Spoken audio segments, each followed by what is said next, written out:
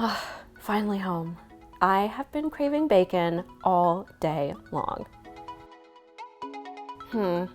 Should probably clean the stove first.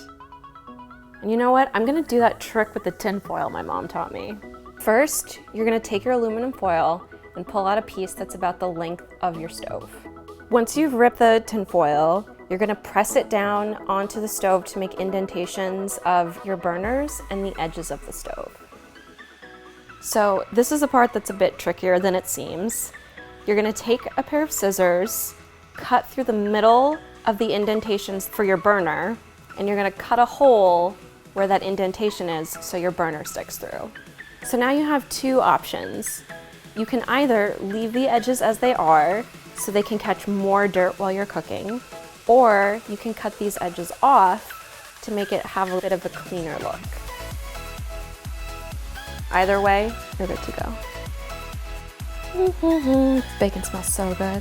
Another trick my mom taught me is to never pour your grease down the garbage disposal. It can actually harden, block your pipes, and it gets super gross down there. What I do is I keep an empty jar under the sink and I pour my grease into that jar and just keep it locked tight.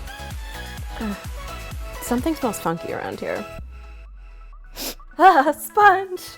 I remember my mom telling me that if you leave soap and water in the sponge, it can form a really foul odor. I think my mom and I talk a lot about kitchen problems. Anyway, so what I like to do is after I'm done washing my pan and all my utensils, I use the excess soap on the sponge to clean out my sink.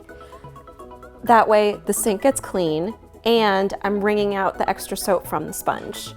Once I've cleaned the sink, I rinse out all the soap I can from the sponge and wring it out to make sure it's completely dry before I put it back on top of the sink.